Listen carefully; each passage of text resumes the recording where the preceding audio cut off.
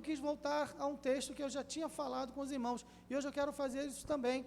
Um texto que eu usei para meditar com os irmãos naquela ocasião, está em Mateus, capítulo 11, versículos de 1 a 6, um texto bastante conhecido, mas nós vamos meditar com um pouco mais devagar nesta noite, né, com mais atenção, para que possamos extrair ensinamentos para as nossas vidas. Para nós, que já somos crentes, você que já pertence a esta igreja ou a outra igreja, você que já conhece a Jesus, há ensinamentos aqui para você e para mim. Para você que não é membro desta ou de nenhuma outra igreja, você que ainda não teve um encontro transformador e salvador com Jesus Cristo, nosso desejo, nossa oração é que hoje, nesta noite, aconteça isso na sua vida, para que você possa se encontrar com Jesus, para que você possa ser salvo por Jesus, para que você possa ter os seus pecados perdoados por Jesus, porque, mais uma vez, Ele é o único capaz de fazê-lo. Vamos ler então Mateus capítulo 11, versículos de 1 a 6, a palavra de Deus diz assim: E aconteceu que, acabando Jesus de dar instruções aos seus 12 discípulos, partiu dali a ensinar e a pregar nas cidades deles. E João, ouvindo no cárcere falar dos feitos de Cristo, enviou 2 dos seus discípulos a dizer-lhe: És tu aquele que havia de vir, ou esperamos outro? E Jesus respondendo disse-lhes: Ide e anunciai a João as coisas que ouvis e vedes. Os cegos veem e os coxos andam. Os leprosos são limpos e os surdos ouvem. Os mortos são ressuscitados e aos pobres é anunciado o Evangelho. E bem-aventurado é aquele que não se escandalizar em mim, ou em algumas traduções, aquele que não achar em mim motivo de tropeço. Muito bem, até aqui a palavra do Senhor. Este João de que a Bíblia fala aqui é João Batista. Quem foi João Batista? Quem é João Batista na história bíblica? João Batista, ele é o chamado precursor do Evangelho, ele é também primo de Jesus em segundo grau. A sua mãe era Isabel. Se você pegar algumas Bíblias muito mais antigas, de traduções mais antigas, vai dizer ali Elizabeth. Na verdade é o mesmo nome, em português são 2 nomes, mas originalmente é o mesmo nome, Isabel e Elizabeth. Nas nossas traduções, acredito que todos vocês tenham Isabel, mas umas traduções muito antigas dizem Elizabeth. Isabel, então, mãe de João Batista, ela era prima de Maria, mãe de Jesus. Então, Jesus e João Batista, eles são primos em segundo grau. E é interessante que a diferença de idade deles é muito pequena. João Batista, ele nasce 6 meses antes de Jesus. E durante um tempo na sua vida, porque elas eram primas e eram próximas, tanto é que quando Isabel estava já grávida e ela já chegando no final da sua gravidez, e sabe-se que Maria concebeu do Espírito Santo, ela vai visitar Maria, elas têm um relacionamento de amizade, um relacionamento de proximidade. Então não é difícil imaginar, conquanto a Bíblia não diga, e é sempre importante lembrar, nunca afirme com certeza o que a Bíblia não diz com clareza, mas nós podemos inferir, podemos concluir que provavelmente João Batista e Jesus, quando eram crianças, andavam juntos e brincavam juntos durante um período de suas vidas. Mas fato é que depois Deus encaminha e dirige, o Espírito Santo dirige João Batista para o deserto, ali ele começa a pregar, dizendo do Messias que viria. Até o momento em que Jesus Cristo se revela realmente no seu ministério terreno, se revela como Salvador, o momento em que João Batista olha para Jesus e diz: Eis o Cordeiro de Deus que tira o pecado do mundo. João Batista é aquele homem que tem uma mensagem de fogo, de poder, de autoridade, uma mensagem que incomoda. João Batista é um homem que confronta os poderosos da sua época. Ele chega diante do rei Herodes, que agora vivia em concubinato com a sua cunhada, e ele agora diz para o rei: olha, não te é lícito possuir a mulher de teu irmão. Isso incomoda Herodes, isso faz com que Herodes se torne irado contra João, porque afinal de contas Herodes é tido como o rei dos judeus, é aquele que governa os judeus. Claro, ele é um rei títere, ele é uma marionete, ele é apenas alguém que segue os mandamentos de Roma, mas ele está ali e tem uma posição de autoridade naquele povo. Lembre-se que Herodes, ele não é um hebreu, Herodes é idumeu ou edomeu, ele é descendente de Esaú, e o povo idumeu, ele tinha, ou Edom, o povo de Edom, eles tinham uma rixa com os judeus. Agora Herodes está numa posição de autoridade, ele agora está numa posição em que ele pode fazer valer a sua vontade, porque ele está debaixo da aprovação e da proteção do Império Romano. E aparece então João Batista, um homem que era estranho, diferente de tudo aquilo que se costumava ver. Ele vai morar no deserto, ele vai viver isolado da sociedade, as suas vestes são diferentes, ele se veste de peles de camelo, ele come gafanhotos e mel silvestre. Claro que são alimentos que comprovadamente tem muita proteína, são nutritivos, mas João Batista é um homem magro, João Batista é um homem que não desfruta dos prazeres da corte, João Batista é um homem que não participa dos divertimentos da sociedade, ele tem um grande objetivo, chamar a atenção das pessoas para o Messias que vem. E acontece que a sua pregação é inflamada, é forte, é eloquente, e ele começa a atrair muita gente para o deserto para ouvi-lo. A Bíblia diz que multidões iam atrás de João Batista. Ele tem uma mensagem dura, ele diz para as pessoas, raça de víboras, quem vos ensinou a fugir da ira vindoura? Produzir, pois, frutos dignos de arrependimento, ou seja, vivam de maneira tal que demonstre que vocês realmente se arrependeram. Não adianta vocês virem aqui me ouvir, não adianta vocês ficarem escutando a mensagem, não adianta vocês dizerem que gostam do que eu tenho para dizer, se a vida de vocês não muda. Porque vocês precisam entender, João Batista está dizendo em outras palavras, que Deus conhece o coração, e não adianta vocês se apoiarem no fato de que vocês são judeus, que vocês são da descendência de Abraão, aquele que Deus chamou lá atrás, aquele a quem Deus se revelou, aquele a quem Deus fez uma promessa, aquele de quem Deus fez e criou toda uma descendência. Não se apoiem nisto, porque a salvação ela é individual. Não comeceis a dizer, somos descendência de Abraão, porque eu vos digo, diz João Batista, que até mesmo nestas pedras, Deus pode suscitar descendência de Abraão. O que João Batista está dizendo é, Deus tem todo o poder, e não adianta você aparecer diante de Deus com a sua falsa moral, com o seu senso de justiça própria, com o seu histórico familiar, porque meu pai era crente, minha mãe era crente, meu avô era pastor, meu bisavô era missionário. Isto não tem valor nenhum diante de Deus, porque no final das contas, a única coisa que conta para Deus é o seu coração de forma individual. E João Batista começa a atrair multidões. Então Jesus Cristo entra em cena e ele agora começa a pregar, e as pessoas agora já não ouvem mais João Batista, elas querem ouvir Jesus, porque por mais que João Batista fosse um pregador eloquente, um bom pregador, existia em Jesus alguma coisa diferente que atraía as multidões.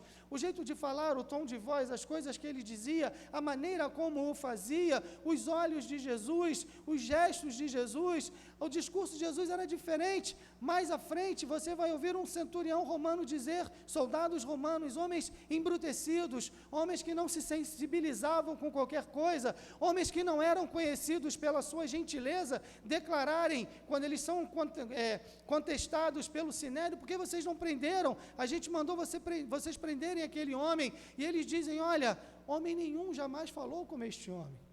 Então agora as multidões já começam a deixar de ouvir João Batista e elas começam a ouvir Jesus. Isto causa um certo desconforto nos discípulos de João. Eles falam, mestre, as pessoas estão te deixando, elas não querem mais te ouvir, elas agora estão indo atrás do carpinteiro de Nazaré. Jesus de Nazaré agora está pregando e as multidões vão atrás. E João Batista diz uma das frases mais conhecidas da Bíblia, convém que ele cresça e que eu diminua. João Batista trabalha toda a sua vida, ele tem um único objetivo, apresentar as pessoas a Jesus. Ah, que bom seria se nesta noite Jesus estivesse aqui em carne, você pudesse vê-lo, ele voltasse aqui e vocês diriam assim, pastor André, cala sua boca, para de falar, eu quero ouvir Jesus. E eu ia dizer, entra na fila porque eu quero ouvir primeiro. Ouvir Jesus, na verdade, é o que mais interessa. Ouvir a voz de Deus através do seu Filho é aquilo que traz salvação. E João Batista, então, ele agora está encerrando o seu ministério. E por ter lá atrás confrontado Herodes por causa do seu pecado, ele é lançado na prisão. João Batista agora está encarcerado. Se você ler a história de João Batista lá em Marcos, no capítulo 6, você vai ver que o texto vai dizer que João Batista estava preso e Herodes gostava de ouvir João Batista. Ele sabia, ele temia João, diz o texto literalmente na versão revista atualizada, porque Herodes temia a João, sabendo que era varão justo e santo e tinha-o sob segurança e fazia muitas coisas. Mas eu já tive a oportunidade de pregar sobre esse texto, disse naquela época e quero dizê-lo novamente, muitas coisas não são suficientes. Apenas uma coisa é crer em Cristo de todo o coração. Fato é que João Batista está preso. E quem conhece a história sabe que mais à frente, João Batista ele morre, por conta de uma proposta insana, uma promessa insana que Herodes faz no momento de orgia, de bebedeira. Ele fala para a menina que dançou e o encantou, ele fala, eu vou te dar o que você quiser, ela pede, eu quero a cabeça de João Batista. E ele fica triste, mas por causa da promessa e daqueles que estavam ao seu redor, ele manda fazer isto. E o carrasco vai lá ao cárcere e corta a cabeça de João Batista. Mas antes disso, nós temos o texto que lemos aqui. João Batista está preso. E ele é primo de Jesus. Existem aqui duas correntes de interpretação do porquê João Batista ter mandado os seus discípulos perguntarem a Jesus: és tu aquele que havia de vir ou esperamos outro? Lá no versículo 3. O texto diz que João no cárcere ouviu falar dos feitos de Cristo. Perdão. E ele manda os discípulos perguntarem a Jesus: és tu aquele que havia de vir ou esperaremos outro? Alguns vão dizer que João Batista, quando ele manda fazer esta pergunta, ele não o faz pensando em si mesmo. Na verdade, João Batista sabe que o seu momento de morrer está se aproximando. Ele sabe que o seu tempo está acabando. E ele está preocupado com os seus discípulos, que os seus discípulos venham a fraquejar. Porque, afinal de contas, muitos tinham ido atrás de Jesus, mas alguns ficaram com João Batista. Tanto é que João Batista tem discípulos para mandar a Jesus. E aí alguns vão interpretar que João Batista, preocupado com estes, ele manda que eles perguntem para quê? Para que eles pudessem ver quem era Jesus, para que eles pudessem ter um encontro com Jesus, porque João Batista pensa, segundo essa linha de interpretação, daqui a pouco eu vou morrer, e esses discípulos vão ficar perdidos, mas não, eles não precisam ficar perdidos, porque eu vou morrer, mas Jesus Cristo é o Filho de Deus, é aquele que veio para dar a vida pelo homem pecador, é aquele que vai morrer e vai ressuscitar. João Batista é um judeu convicto, conhece as profecias, ele identifica Jesus como Messias, ele ouve, ele vê o Espírito Santo descendo como pomba sobre Jesus Cristo no dia do seu batismo. Foi João Batista quem batizou o seu primo Jesus, e ele sabe dessas coisas, e ele se preocupa com os seus discípulos, porque ele pensa, quando um servo de Deus morre, nada de Deus morre com ele. Então, segundo essa linha de entendimento, João Batista manda os seus discípulos lá, para que eles entendessem quem Jesus era. Há uma outra linha de raciocínio, de interpretação, que vai dizer que, na verdade, João Batista passou por um momento de crise de fé. Porque, embora João Batista fosse um homem de fé, fosse um homem firme, fosse um homem fiel realmente, um homem convicto, um homem que tinha autoridade, um homem que falava com convicção, ele era apenas um homem. E o melhor dos homens é apenas um homem no seu melhor. E todos os homens, por mais firmes e fiéis que sejam, são capazes de fraquejar. Há em algum momento, por alguma série de circunstâncias, em que a nossa fé vacila, em que a nossa fé treme, em que nós já não somos tão convictos, e aí neste momento nós ficamos entristecidos e abatidos. E veja, João Batista é primo de Jesus, e Jesus não foi à prisão visitá-lo. João Batista cresceu com Jesus durante algum tempo, durante alguns anos, brincaram juntos, e ele sabe que Jesus tem poder, ele sabe que Jesus poderia tirá-lo de lá, mas Jesus não o faz.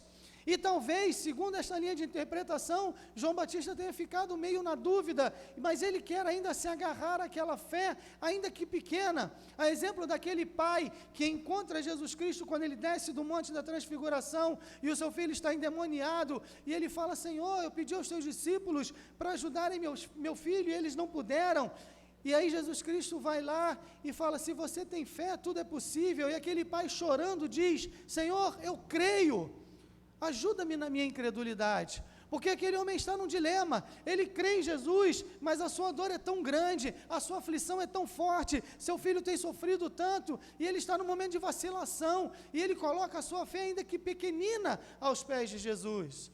E Jesus Cristo honra aquilo que ele mesmo dissera: se vocês tiverem fé como um grão de mostarda, então tudo é possível, porque tudo é possível àquele que crê. Talvez João Batista estivesse passando por isso. Fato é que eu disse no começo da minha palavra, nunca afirme com certeza o que a Bíblia não diz com clareza. Eu, pessoalmente, acho que é um pouco dos dois aqui. Acho que os dois motivos têm a sua razão, têm o seu lugar aqui nessa interpretação. João talvez estivesse realmente preocupado com os seus discípulos, mas também estava com a sua fé um pouco abalado. Não importa. O objetivo do texto aqui é mostrar a resposta de Jesus.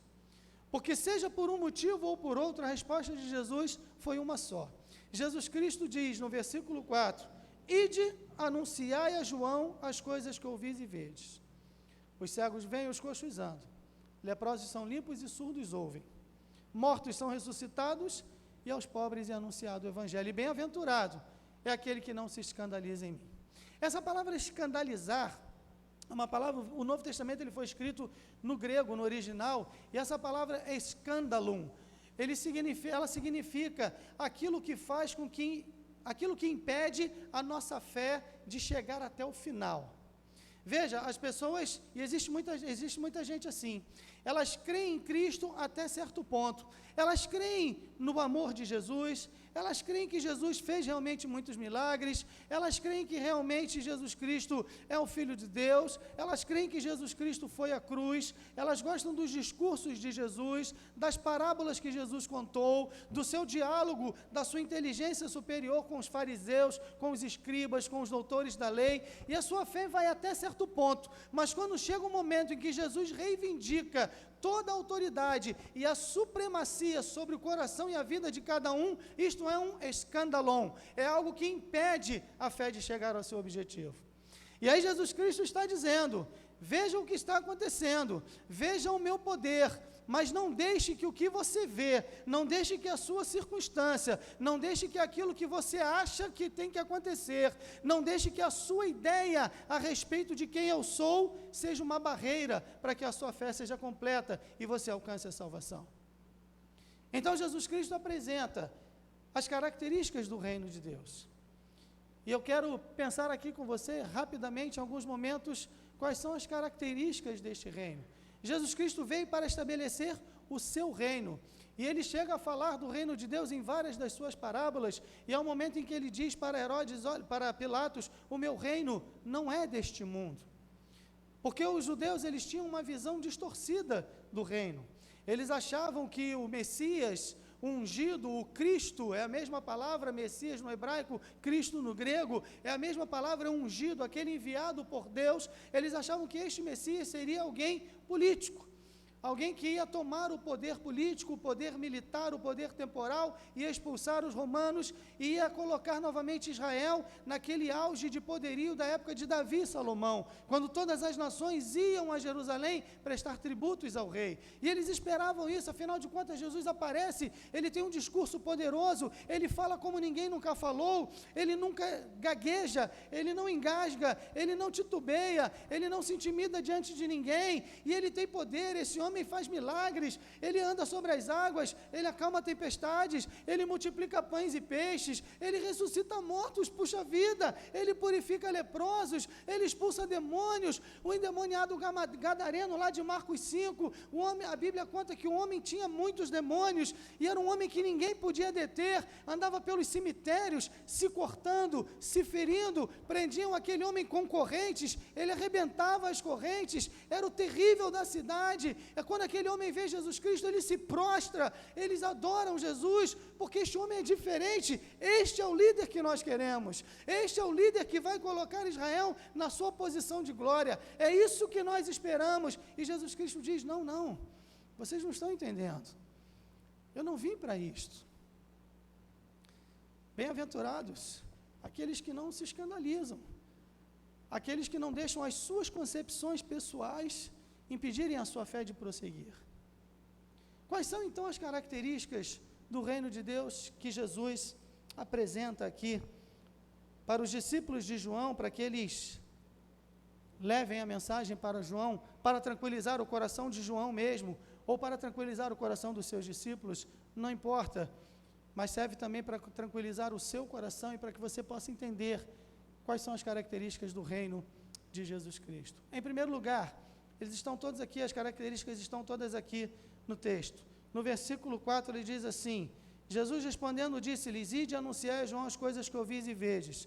Os cegos vêm, os coxos andam, os leprosos são limpos e os surdos ouvem. Primeira característica do reino que Jesus Cristo veio implantar neste mundo, é um reino onde os rejeitados são aceitos. Quando Jesus Cristo fala de cegos, de coxos, de leprosos, de surdos, Jesus Cristo está se referindo àqueles de quem ninguém gostava. Está se referindo àqueles para quem pouca gente se preocuparia em fazer algo de bom. Aqueles com quem ninguém se importava. Eram os rejeitados da sociedade. Alguém ser coxo, leproso, cego, surdo, em qualquer época é uma situação ruim. Mas na época de Jesus era algo ainda pior. Hoje, independente de tudo que acontece no nosso país, de todos os problemas que enfrentamos, nós vemos que existem ainda alguns dispositivos para cuidar dessas pessoas, sejam do governo, ou sejam de entidades particulares, ou de pessoas físicas, ou de pessoas jurídicas. De uma forma ou de outra, alguém sempre se preocupa em minimizar. As pessoas que têm alguma deficiência, elas podem talvez procurar um auxílio aqui ou ali. Na época de Jesus, não. Se você fosse um coxo, um leproso, um cego, um surdo, você estava irremediavelmente fadado à mendicância. A não ser que você tivesse uma família que cuidasse de você. Se não fosse este o caso, se você fosse uma mulher viúva e você não tivesse filhos para cuidar de você, e você fosse cega, ou coxa, ou leprosa, ou surda, você seria deixado de lado na sociedade. Se você fosse um homem também, não fosse uma mulher, mas você não tivesse família, ninguém para te ajudar, aconteceria com você a mesma coisa. Então entenda, Jesus Cristo está dizendo, olha, eu vim aqui para curar estas pessoas. Os cegos estão vendo, os coxos estão andando, os leprosos estão sendo limpos e os surdos estão ouvindo. Entenda que eu vim estabelecer um reino onde aqueles que são rejeitados, aqueles que ninguém quer, aqueles com quem ninguém se importa, estes são aceitos no meu reino. O que significa isso nos dias de hoje? Significa exatamente a mesma coisa.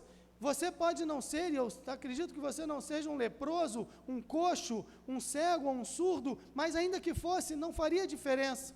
O que Jesus Cristo apresenta para você hoje é que Ele pode abrir os seus olhos para que você possa ver a glória de Deus. Ele pode curar a sua manquitolância, o seu manquejar, o fato de você ser coxo, para que você possa andar nos caminhos de Deus. Ele pode tirar o pecado da sua vida, e a Bíblia compara o pecado à lepra, algo que destrói, algo que corrói, algo que separa da sociedade, algo que impede a pessoa de viver uma vida plena, para que você possa se aproximar de Deus. Ele pode abrir os seus ouvidos, para que você possa ouvir a voz de Deus.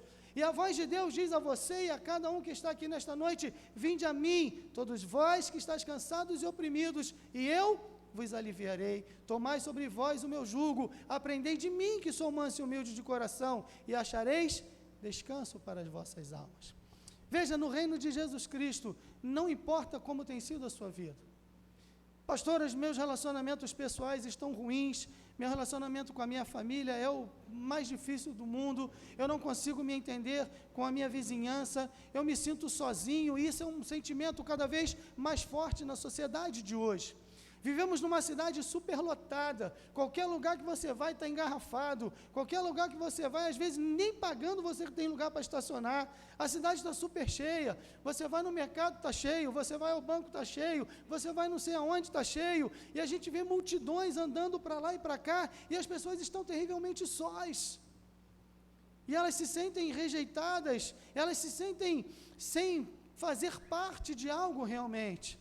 Elas se relacionam de forma superficial, e as redes sociais trouxeram isso de uma forma muito mais forte, né? As pessoas têm não sei quantos seguidores ou amigos na internet, seja lá em que rede social for, mas com quantas elas se relacionam efetivamente, com quantas elas sentam, olham nos olhos e podem compartilhar as suas alegrias, as suas dores, as suas ansiedades, os seus medos, as suas frustrações, as suas pequenas vitórias do dia a dia.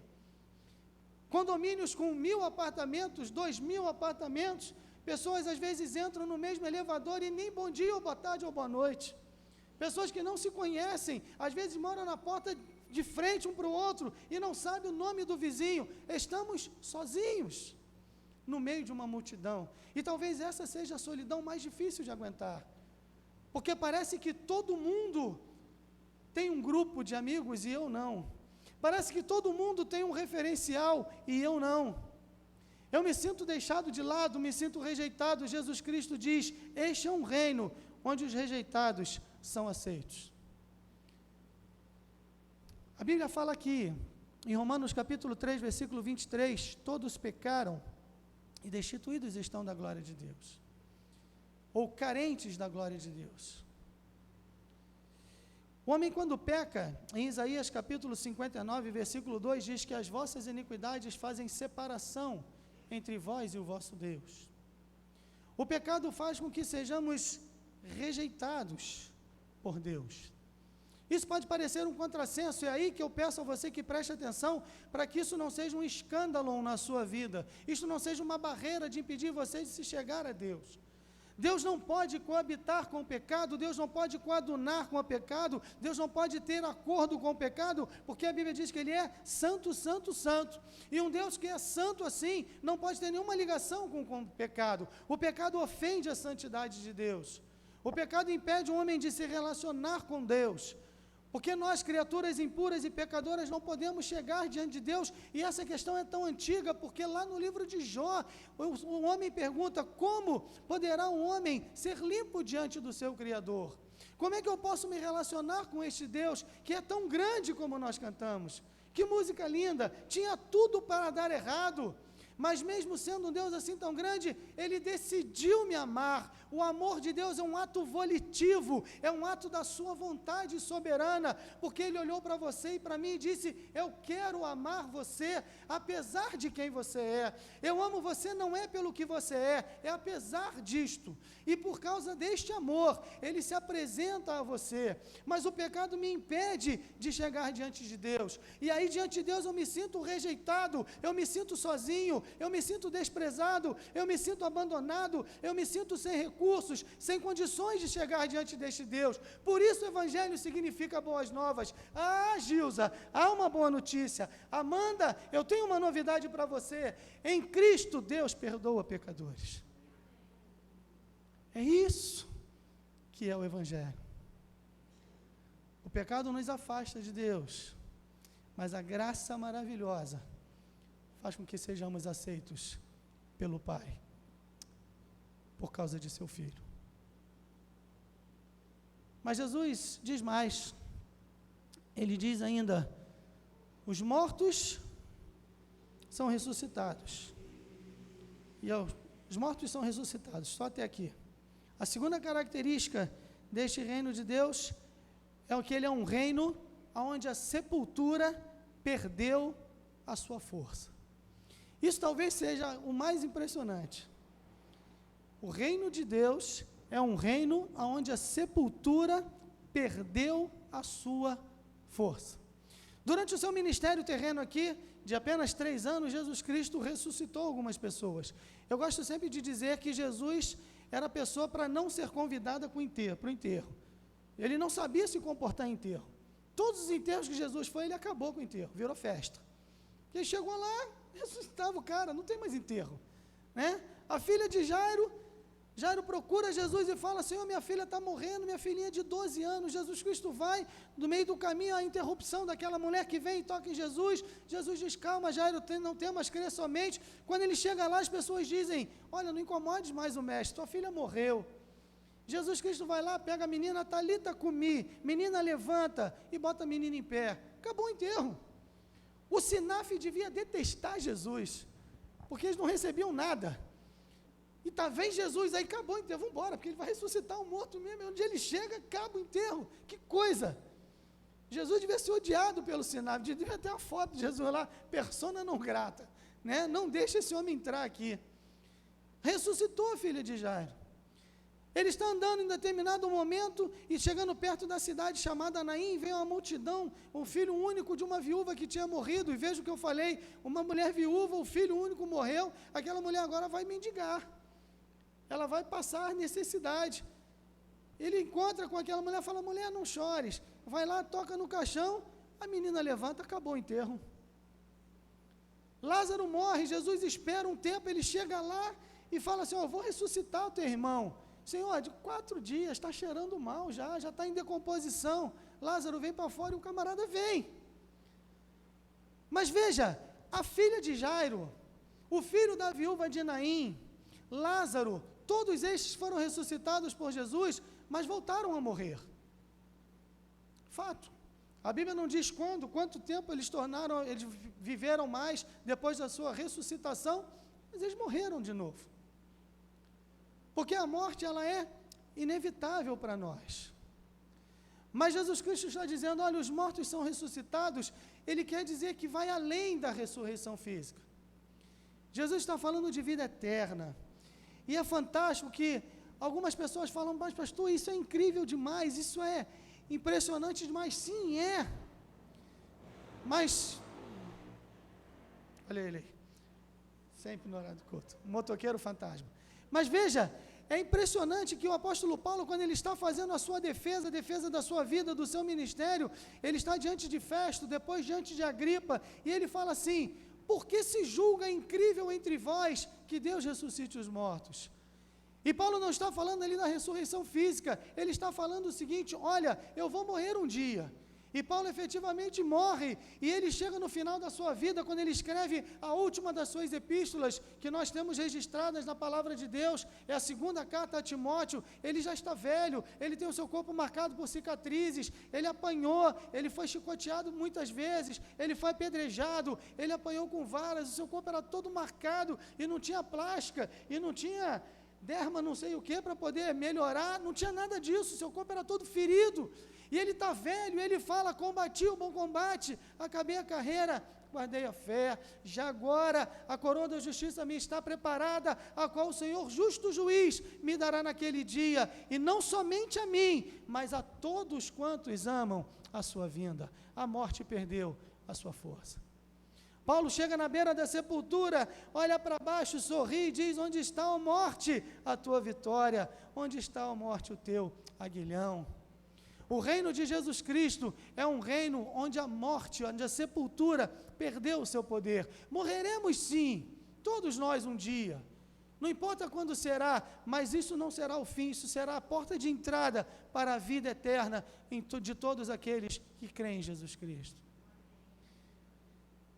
Nesta fé, nesta certeza, nesta convicção, pescadores, homens que não eram famosos, homens que não eram letrados, homens que não eram influentes na sociedade, homens que não tinham riquezas, homens que não tinham nada, abalaram as estruturas do Império Romano com esta palavra.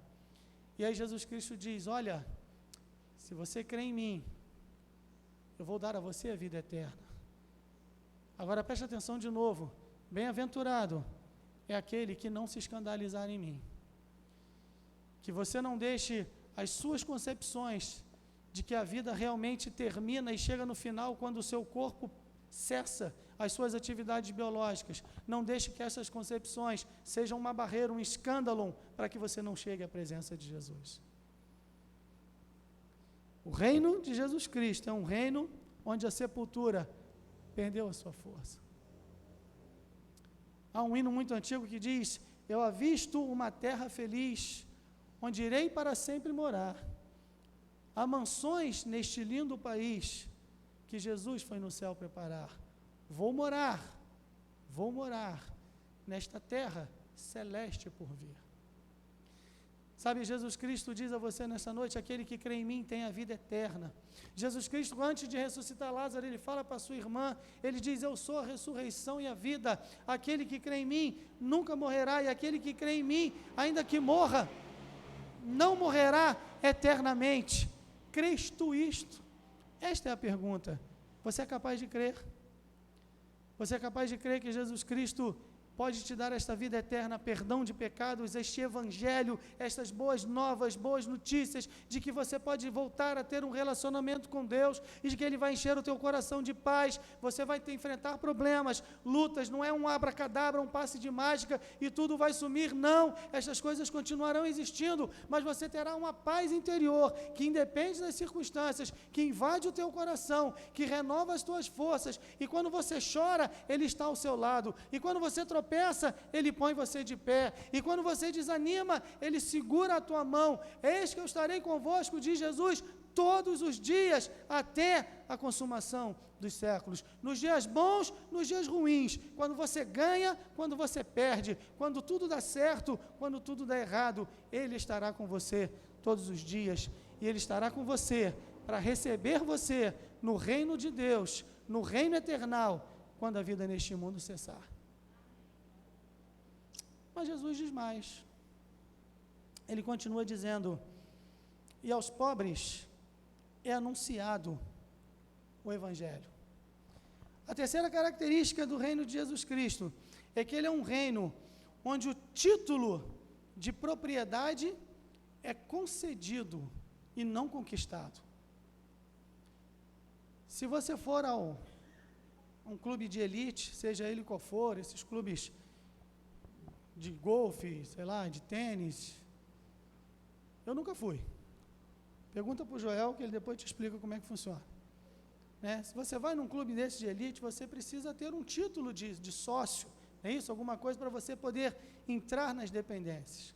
Mas veja, Jesus Cristo diz aqui: aos pobres é anunciado o Evangelho. De que pobres Jesus Cristo está falando? Os pobres financeiramente falando? Também, mas não é só isso. Os pobres são aqueles que reconhecem que diante de Deus não tem mérito algum. Jesus Cristo não está preocupado com quanto dinheiro você tem no banco ou se você não tem nenhum. Se você mora numa casa luxuosa ou simples, não é isso que Jesus está dizendo. Quando ele fala os pobres, são aqueles que reconhecem: Senhor, Tu conheces o meu coração, Tu sabes quem eu sou. Não importa para Deus qual é a sua posição social, na escala social. Se você frequenta lugares luxuosos ou lugares simples, isso não faz diferença para Deus, mas são aqueles que dizem: Senhor, aqui estou, falido espiritualmente, Tu sabes quem eu sou, conheces o meu coração, Tu sabes, ó Deus, os meus pensamentos, Tu sabes, ó Senhor, que muitas vezes eu até tento por mim mesmo regenerar a mim, eu tento me consertar, eu até tenho boas intenções, mas essas boas intenções são muito fracas, e quando eu vejo, eu estou fazendo tudo errado de novo. Senhor, Tu sabes que muitas vezes eu tenho anseios pelo aquilo que vai acontecer amanhã, eu tenho preocupações com o futuro, eu tenho medo da morte. Senhor, eu sei que a minha vida não é o que deveria ser, mesmo que as pessoas olhem para mim e elas pensem como eu sou bom, como eu sou sério, como eu sou confiável, como eu sou bom cidadão, boa mãe, bom pai, filho, marido, esposa, como eu sou interessante. Tu sabes, Senhor, que eu não sou. Ah, Senhor, os meus pensamentos, aqueles desejos inconfessáveis, aqueles impulsos que vêm da carne e que muitas vezes me levam, se não a fazer, mas a querer coisas indizíveis, e eu não teria condições de contar isso para ninguém. O Senhor sabe, ó Deus, aqui estou eu, pobre, falido, sem recursos. Então Deus diz: eu vou te dar o título de propriedade para você entrar. Senhor, como é que eu posso conquistar isso? Você não pode. O que eu preciso fazer que vai me dar o direito? Nada, porque nada que você faça vai te dar esse direito. Mas Jesus Cristo diz: eu lhes dou a vida eterna e jamais perecerão.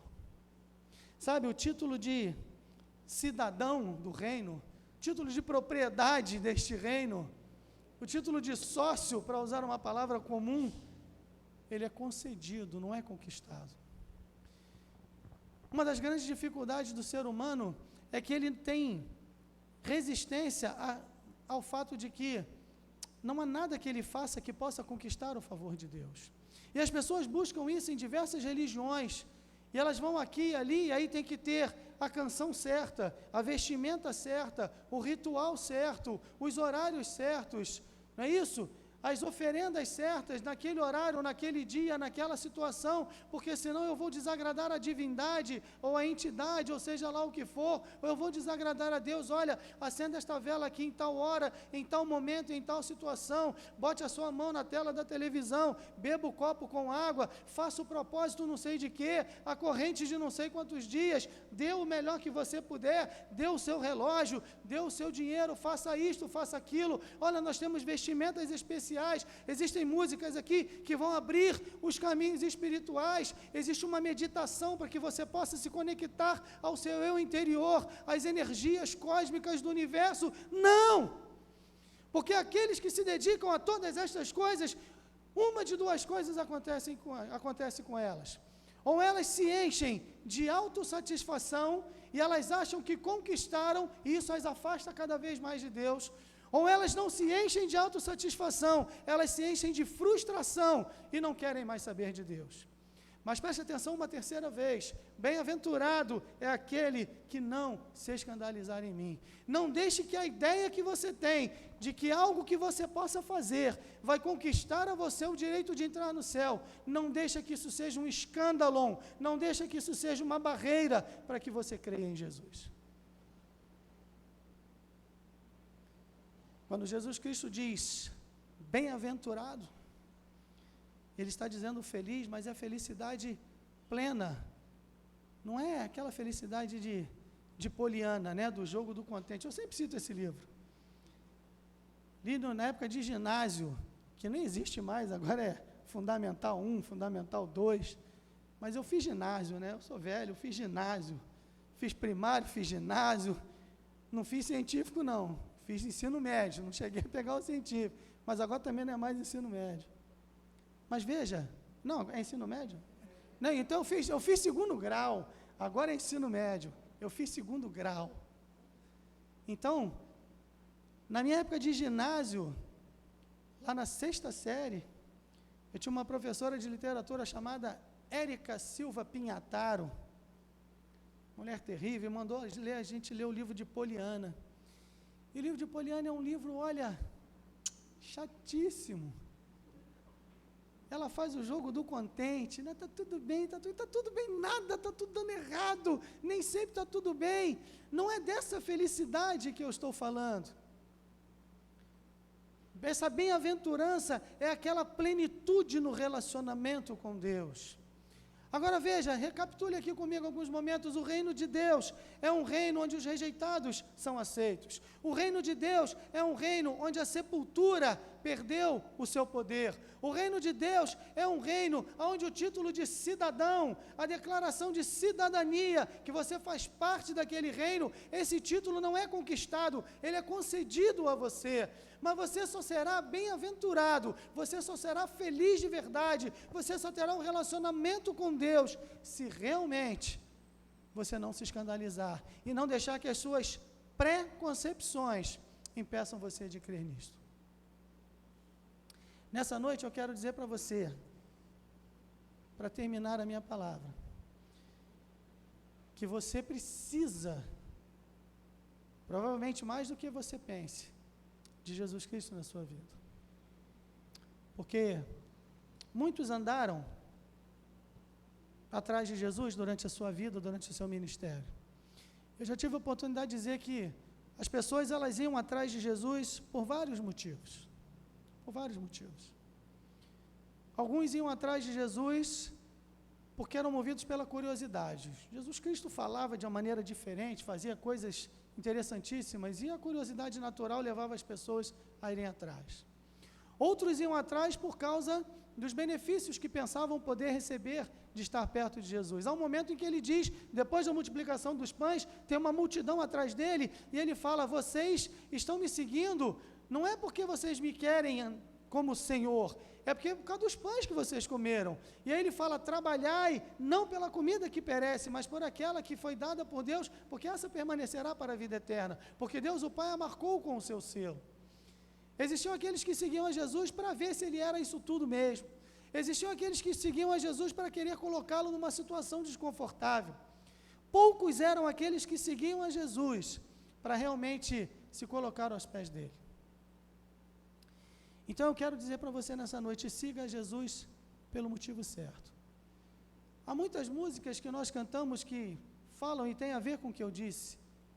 Há uma que o autor declara, eu não te sigo por aquilo que tu podes me dar. É isso? Eu vou te seguir por aquilo que tu és. Te adoro por quem tu és. Há uma outra música que diz que se Deus fizer, Ele é Deus, se não fizer, Ele é Deus. Existem várias músicas. E este hino que o coral cantou, eu estou quase pedindo para cantar de novo. Pode ser? Os 46? Vem aqui, coral, vem aqui, eu estou terminando. Vem aqui. Se ajeita aqui, vocês vão cantar de novo. Gostei demais. Veja, eu perdido, pecador, longe do meu Jesus, é a letra do hino. Já me achava sem vigor a perecer sem luz. Meu estado Cristo viu, dando-me sua mão e salvar-me conseguiu da perdição. E aí a segunda estrofe é um compromisso. Minha vida, todo o ser quero lhe consagrar, ao seu lado vou viver, do seu amor cantar. A mensagem transmitir aos que perdidos são. Qual é a mensagem? Venham todos já fruir a salvação. Que nessa noite você não deixe que nada seja um escândalo na sua vida, nada seja uma barreira entre você e a fé salvadora em Cristo Jesus. Prometo que termino, deixa eu dizer só mais uma coisa. Afinal de contas, o que salva é a fé ou a graça? Jesus Cristo, quando ele encontra alguém, em algumas ocasiões, Jesus Cristo fala assim, vai, a tua fé te salvou. Mas o apóstolo Paulo diz que nós somos salvos pela graça, por meio da fé. É preciso que você entenda isso. A fé, ela é importante pelo seu poder de apropriação. E já dei este exemplo e quero repeti-lo. Você está andando em um lugar deserto, você está com muita sede, a ponto de desfalecer, e você encontra um poço. Você olha dentro daquele poço, há águas frescas, aquelas águas tão convidativas, elas são tão cristalinas, e elas estão lá embaixo, e elas parecem tão atrativas, e você precisa beber dessa água. Se você não beber, você morre de sede. E como é que você faz para poder pegar essa água? Você precisa de um balde. E esse balde você vai descer até lá embaixo no poço, você vai encher aquele balde com água, e você vai trazê-lo para cima, e você vai se dessedentar, vai matar a sua sede. A fé é como aquele balde. A fé é aquilo que faz com que você se aproprie da água da vida, da graça que está em Deus. Então, pela fé, você alcança a água, o balde chega até a água, traz a água até você. Esta fé é aquela fé que tem que levar você, conduzir a você, não é o pastor André, não é a Igreja Batista de Vargem Pequena, não é o pastor fulano ou ciclano, igreja A ou B, não. Muita gente diz, o importante é ter fé, não é isso, o importante é ter fé em Jesus, porque só Ele salva. Porque se importante é ter fé, então a fé ela vira algo em si mesma, ela vira o motivo pelo qual nós somos salvos, a causa da salvação, e não é. A fé, ela é aquilo que nos move para recebermos esta graça, esta água maravilhosa, esta água da vida. Jesus Cristo diz para aquela mulher na beira do poço, em João capítulo 4, aquele que beber desta água, apontando para o poço, tornará a ter sede, mas aquele que beber da água que eu lhe der, nunca jamais terá sede, porque a água que eu lhe der, se fará nele uma fonte a jorrar para a vida eterna. Venha a Jesus Cristo nesta noite, beba desta água, e você poderá cantar, Cristo me amou, Ele me salvou da perdição, e agora eu faço parte deste reino.